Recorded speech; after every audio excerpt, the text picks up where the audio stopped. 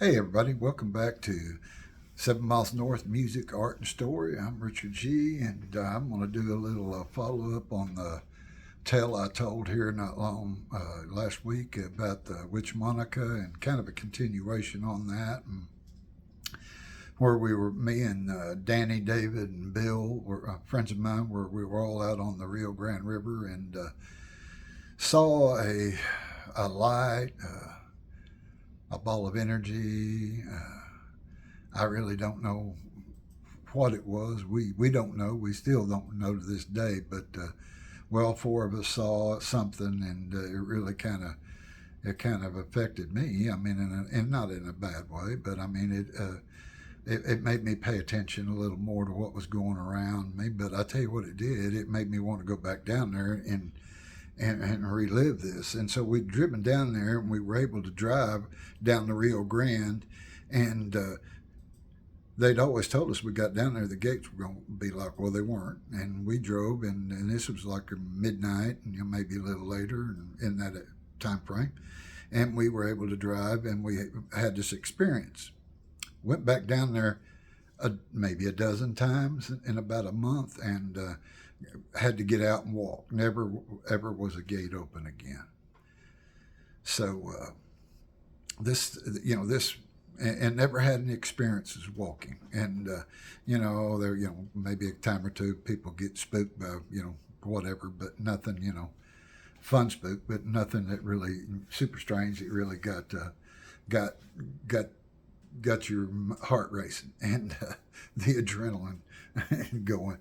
But we went. We had these. We had horses, and my dad had bought me a horse, and I wanted kind of a.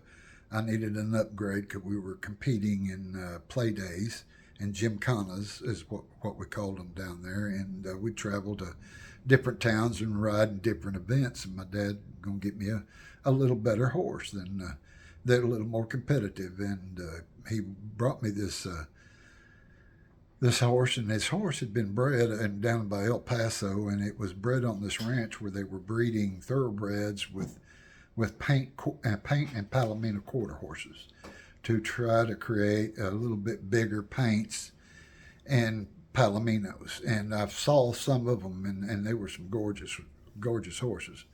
Well, this gelding here, he missed out on the spots, and wound up with just a few white hairs here and there, and he was a big old bay. Beautiful horse. Pardon me. And he was probably 16 hands tall, which that's for a horse, and I can't remember the exact measurements of what the hands are, but that's a big horse. That's a really nice size animal.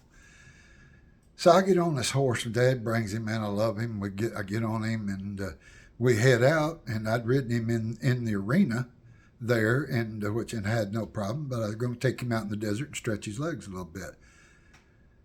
Started out away from the arena, and you've got probably about a 3/4 of a mile before you get to a dry riverbed. Well, I'm kind of galloping along. I love to gallop, get in that gallop, and if those people, you get in that gallop, you kind of get in that rocking chair, and you get to, I mean, it's a pleasant. I love to gallop. So I was working that horse up to his gallop, got him in the gallop, and the whole time I kind of happened to ear him back because he's really wanting to take off. I mean, snorting and carrying on. And I fought him a little bit, got him in that gallop, and we'd run there a good little ways, and he starts wanting to go, and I mean, he's wanting to go. So I thought, well, here, you son of a gun, I'm tired of fighting. Yeah, I'm going to let you. I gave him the reins and just let him have his head. He pinned them ears back, and I mean, we took off in a dead run. And I mean, we were going, we were cutting across that desert. I mean, it was thunderous. I mean, we were hauling across there. I knew that we were coming up on a dry riverbed that had about a 5 foot drop off. This horse in a dead gum run, he wasn't stopping. I couldn't pull back on him, and I mean, he just kept on going. I mean, he is in a dead full tilt. I mean, he thinks he's racing somebody. I don't know who, but we are flying. He hits and I'm in the back of my mind, I'm thinking, what in the heck am I, I've been riding about a year. I hadn't had, worlds of experience with these kind of situations. But here we go. We hit that edge of that drop off. This dude leaps, and I'm telling you, it felt like we were, I was on Pegasus here. I mean, we were out there. I, in my mind, thought time to bail. I just dropped off of him while he's flying out through here. Hit the sand. Sand was nice and deep. I knew that because I'd been in it before. He hits the other side, and I mean, he did some flying. And I rolled around out there. Of course, I cussed and hollered at his sorry butt. And he ran on, and then looped back around and headed back towards the stalls. I get up, crawl up over that embankment, start walking back there and cussing him the whole dadgum way. And I see, gets back there, and I can see my dad putting him in the stall. Of course, now my dad can see me walking, so he knows that I'm not out in the middle because he was going to come, rescue his son out there, and who just got, himself pitched off out in the desert. Get back there and telling Dad, I said, Dad, I couldn't get that dadgum horse to do nothing, man. He wouldn't stop. He wouldn't do nothing. He wouldn't turn. Wouldn't do anything. Just go. And he wanted to go. Dad, well, golly, my dad, my dad been riding for a couple more years than I'm, so my dad, I'll get on. My dad goes over to get on that horse, and the horse charges him and won't even let him get a hold of the, and he still got saddle and reins up.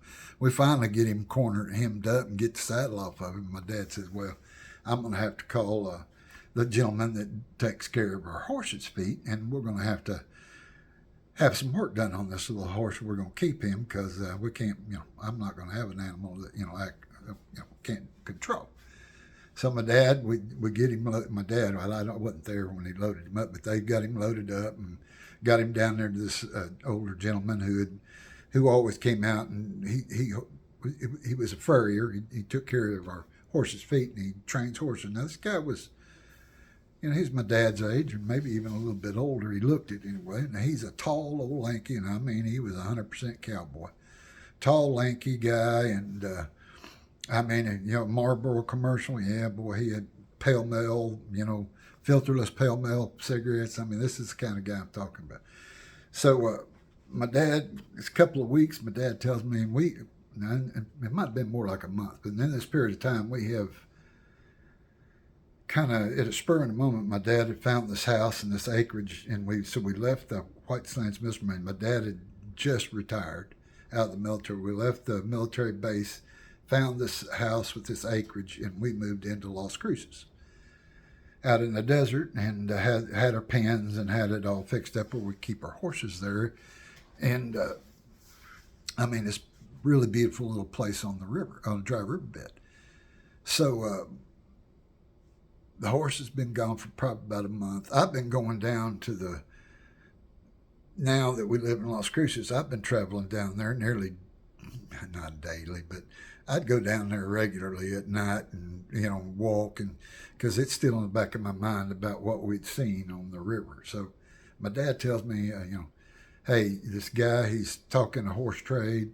He loves your big old horse, and he's willing to swap you his cutting horse for this big old rascal. Well, this big old horse, we find out later, my dad had already just found out that this horse had been entered in a 50-mile endurance race one time and came in second place, and probably would have won it, but he did. The race ended when he was catching up. So this horse he was a real athlete. This old man knew this old horse was pretty special.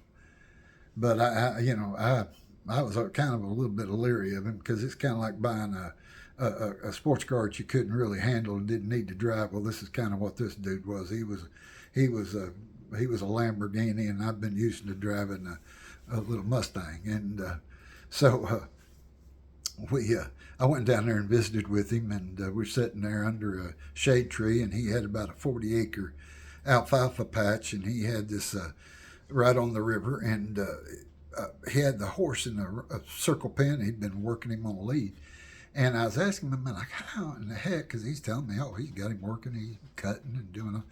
And he said, well, I'll tell you, when I first got him, he said, oh man, that dude, he was full of vim and vigor.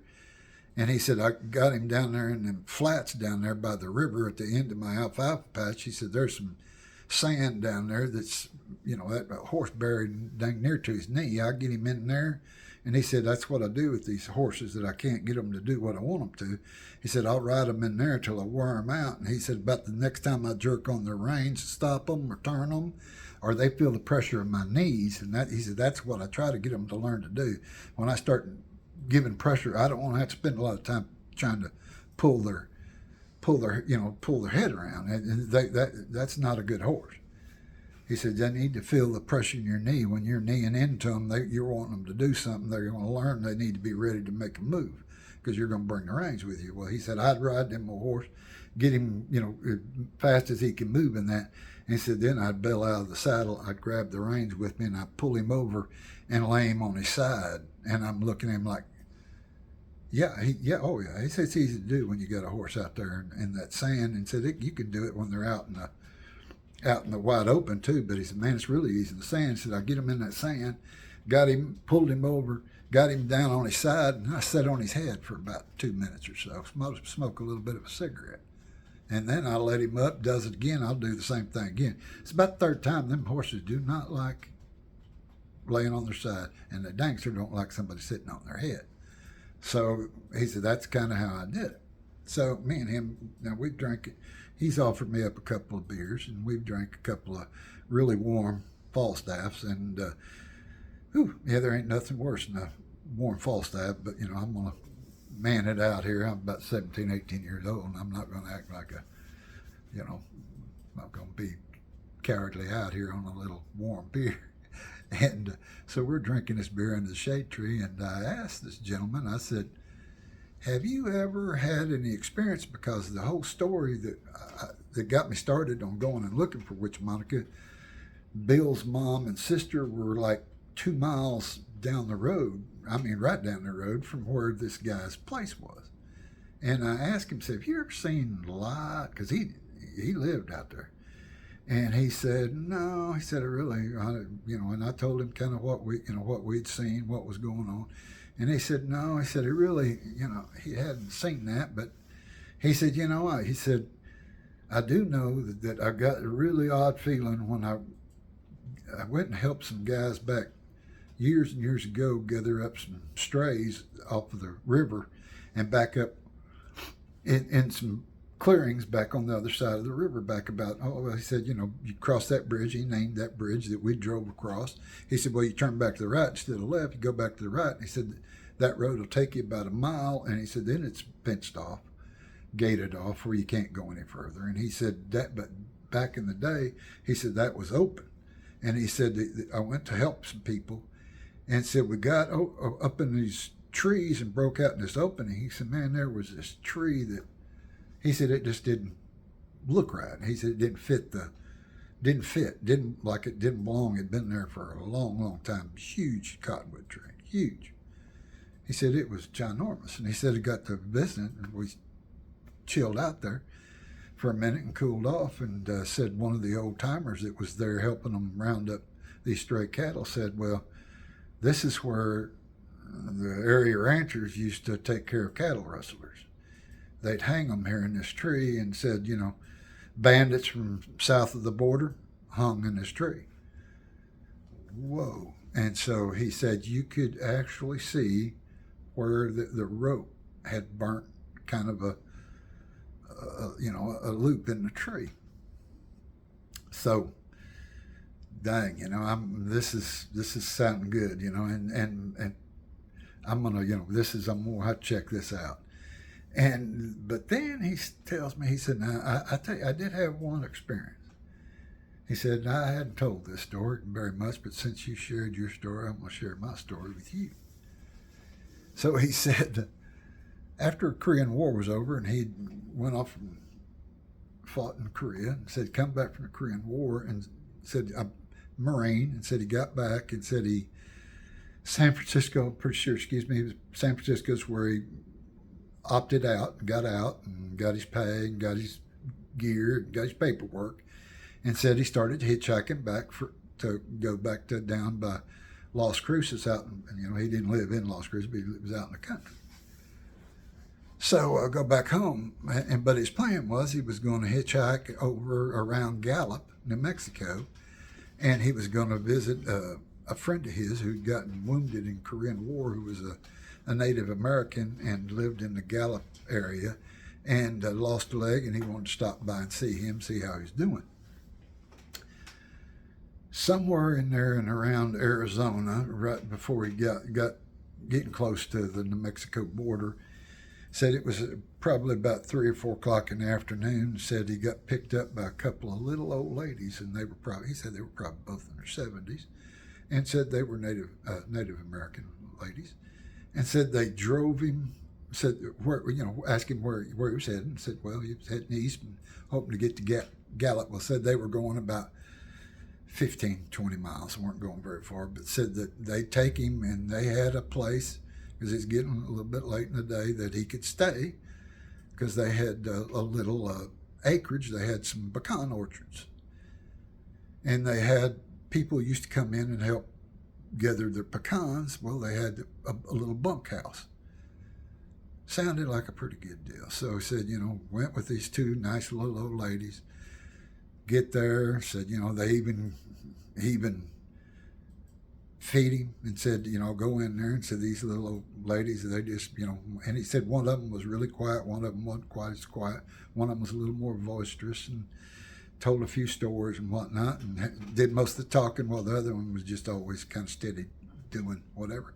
And they had cooked a pot of beans on one of them old wood-burning black stoves, and said the beans were amazing. Said it was wonderful. So, enjoyed the heck out of it, and had them some tortillas and some fresh beans, and said got late. Said he went out and got in the bunkhouse and got comfortable and smoked a cigarette, and said went ahead and laid down. Said there was somewhat of a screen door that was pretty janky.